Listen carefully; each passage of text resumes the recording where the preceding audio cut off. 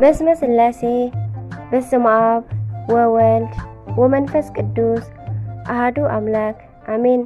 ሰላም እግዚአብሔር አምላክ ምስኩላትኩም ይኹን። ህዝበ ክርስቲያን ከመይ ኣለኹም? ኣነ እግዚአብሔር ይመስገን። ክብሪ ይስፋሕ መድኃኔዓለም ክርስቶስ ልዑል እግዚአብሔር አምላኽና ክስካብ ሰዓት እዚኣ ብጸጋን ብጥዕናን ስለዝዓቀበና ክብርን ምስጋናን ኣምልኮን ውዳሴን ዘለዓለም ንዑ ይኹኖ። ከምኡውን ንወላዲተ አምላክ ንቅድስተ ድንግል ማርያም ኣዴና ጽዮን መጸጊዒትና ክብርን ምስጋናን ንዘለዓለም ንዓ ይግባኣ።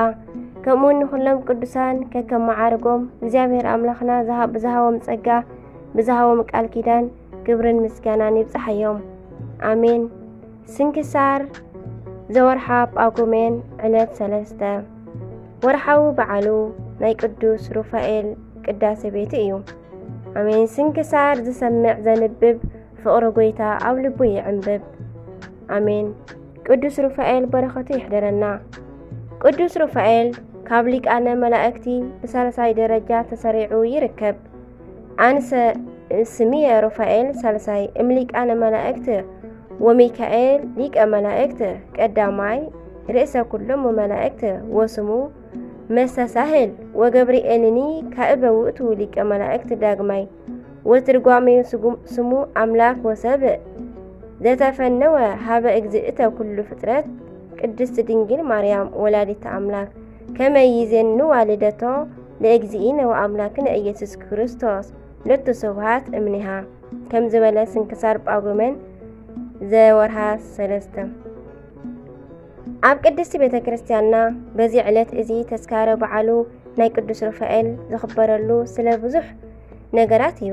ንሱ ከዓ ኣነ ውእቱ ሩፋኤል ዘሰመኒ እግዚአብሔር ላዕለ ሰራዊተ መላእክት ከመንሰብሖ ለእግዚአብሔር አብ ወወልድ መስተሳህል ወለመንፈስ ቅዱስ ናዛዜ ከም ዝብል ስንክሳር ጳጉሜን ዘወርሃ 3 ዝተሸመሉ ዕለት ንጦቢት ካብ ዑረት ዓይኒ ንሳራ ፈዊሱ ናብ ወዲ ጦብያ ከም ትምርዖ ዝገበረሉ ክኸውን ከሎ ከምኡ ከዓ ቅዳሴ ቤቱ ዝተፈጸመሉ ዕለት እዩ። ስሜቱ ድማ ቅዱስ ሩፋኤል ሊቀ መላእክት ናይ ቤተ ክርስቲያን ቅዱሳን መጻሕፍትን ድርሳናትን ከም ዝገልጽዎ በዚ ዕለት እዚ ቅዱስ እግዚአብሔር አምላኽና ኣብ ልዕሊ ብዙሓት ቅዱሳን መላእክቲ ሓለቓ ገይሩ ዝሾሞ ዕለት እዩ።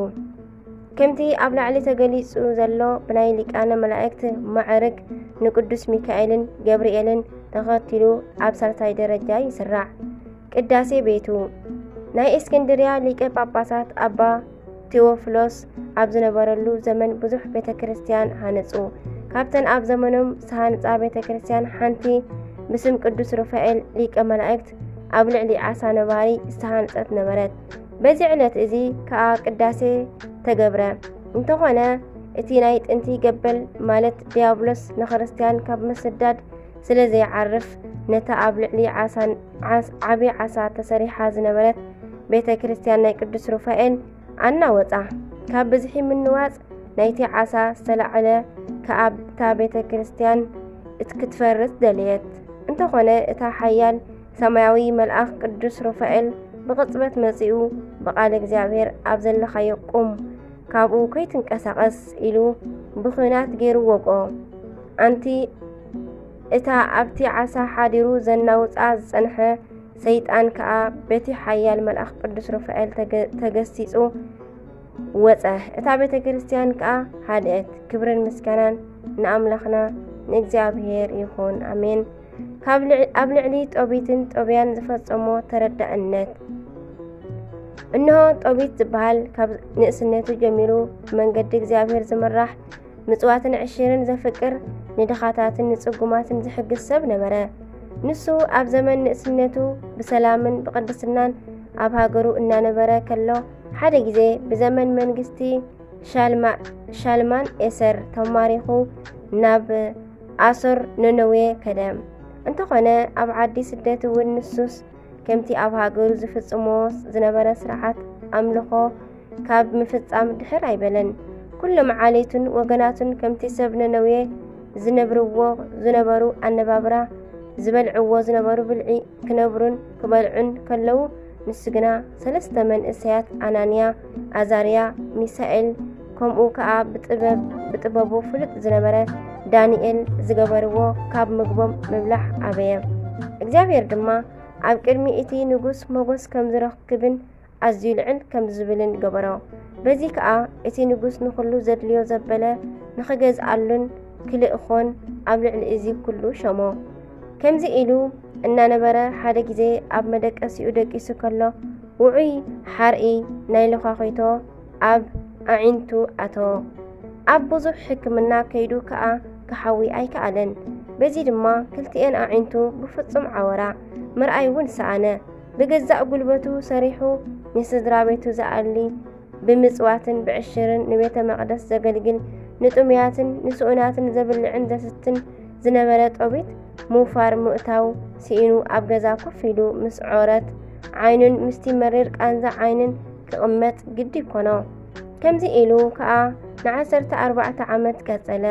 ምስ ናይዚ ግና ናብ ልዕሊ እግዚኣብሔር ጸሎት ብምጽሕን ምልማንን ኣይቋረጸን።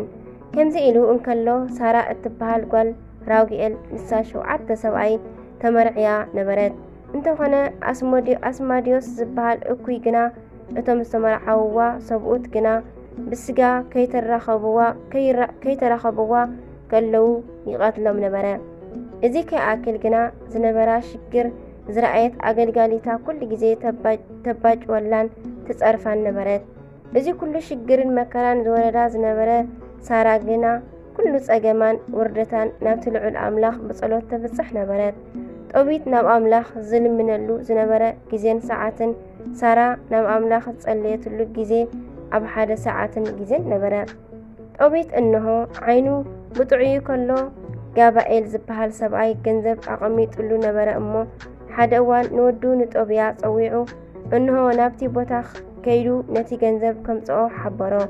እንተኾነ ጦቢት ገና ንእሽተይ ስለ ዝነበረ ምስኡ ዘካይዶ ሰብ ደልዩ ክወስድ ምስ ተመልሱ ከዓ ዓስቢ ድኻሙ ክህቦን ምዃኑ ሓበሮ።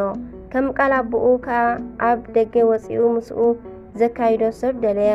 እንሆ ከዓ እቲ ሓያል መልአኽ ቅዱስ ሩፋኤል መንእሰይ ሰብኣይ መሲሉ ተጓነፎ። ተተሓሒዞም ከዓ ከዱ። ኣብ መንገዲ እናኸዱ ኣብ ገምገም ፈለግ ጤርጌስ በጽሑ እሞ ኣብኡ ኣዕረፉ። እንሆ ከዓ ሓደ ዓብይ ዓሳ ንጦብያ ክበልዖ ኢሉ መጸ።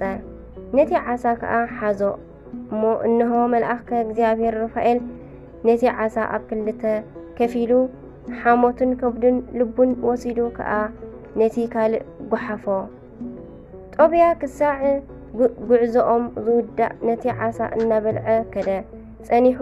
እቲ ቅዱስ መልአኽ ናብ ቤት ራጉኤል ክኸዱ ከም ዘለዎምን ንሳራ ክምርዓዋ ዝግብኦ ንሱ ምዃኑን ሓቢሩ ናብ ቤት ራጉኤል ኣተዉ። እንሆ መንነቶም ገሊጾም ከዓ ንሳራ ናብ ጦብያ ኣምርዓውዋ። እዚ ክኸውን ከሎ እንሆ ከምቲ ዝሞቱ 7 ሰብኡት እውን ንሱ እውን ክመውት እዩ ኢሎም ስድራ ቤታ ኣዝዮም ተሻቐሉ። እንተኾነ እቲ ሓያል መልአኽ ነቲ ካብ ገምገም ፈለግ ዝሓዝዋ ዓሳ ክትዕጠኖ ከም ዘለዋ ሓበራ። ጸሎት ገይሮም ከዓ ደቀሱ። እቲ ንብዙሕ ግዜ ዘሸግራ ዝነበረ ጋኔን ብቕጽበት ወፂኡ ካብቲ ከባቢ ረሓቐ። በዚ ዝኾነ ኩላቶም ኣዝዩ ደስ በሎም። ቅዱስ ሩፋኤል ናብቲ ኣቐዲሙ ዘበገሶም ጉዳይ ማለት ምምጻእ ገንዘብ ካብ ጋባኤል ምስ 2 ገላው ከደ።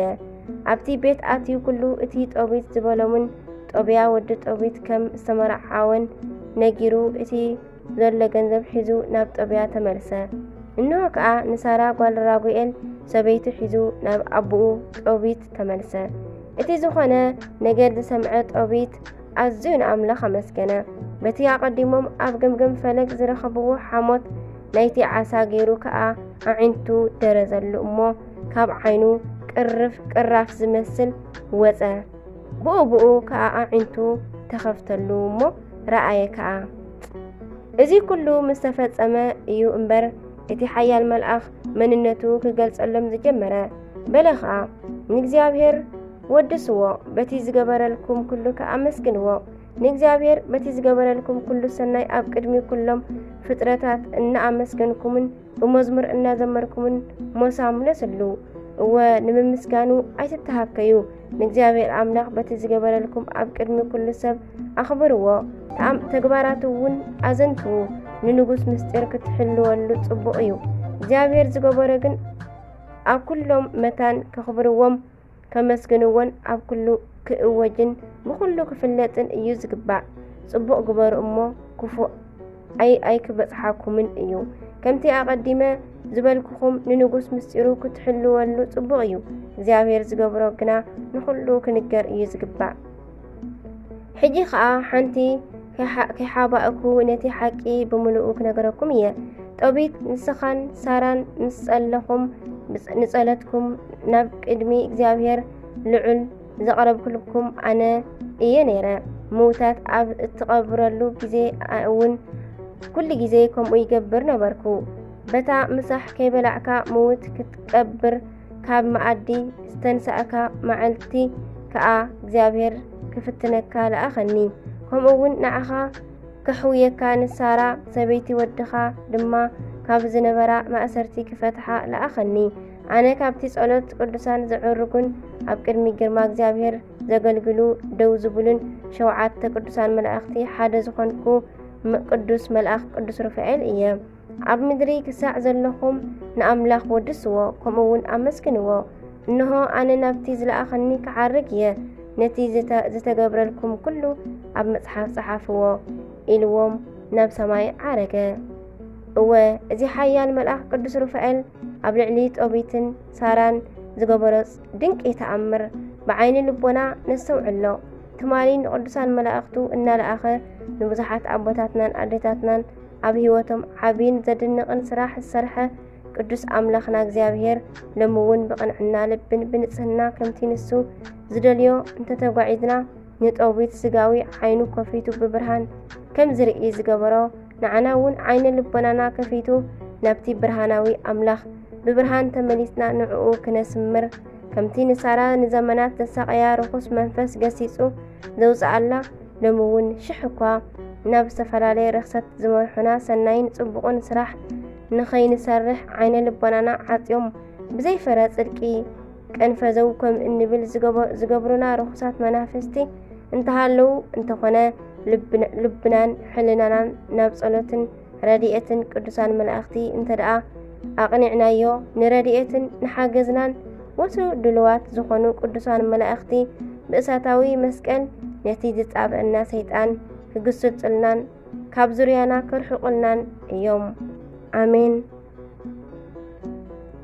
سلام لك يا رفائيل سلام لرفائيل مستفسي الباب ده تبهلك كما يفوس همومه ويعطيك وسلا كما أسمعه فطنة لتقويتك على صدق زي الدقنو يركب سهلة وإلا يلبسه يمس بنفسه هاقولا بسلام نابزي قدس علات تبصحنا قدس እግዚአብሔር كبرن مسكانان يكونو ناي እግዚአብሔር محرت ناي قدسته قدسان ድንግል ማርያም አዴና አማላድነት ناي قدس رفائيل ጸሎትን በረከትን مسكلاتنا ህዝበ ክርስቲያን ይሁን አሜን ወስብሐት ለእግዚአብሔር ወለወላዲቱ ድንግል ወለመስቀሉ ክቡር ይታኮት ወይሰባህ ቅዱስ ስሙ ለእግዚአብሔር አምላክነ ወትረ በኩል ጊዜ ወበኩሉ ሰዓት ዘወደቀ ዝነጠበ ቃል ኮነ ዜማ ፊደል በአፈ ቅዱሳን ትጓን መላእክት ይተአረመልኝ አሜን አሜን አሜን ወስብሐት ለእግዚአብሔር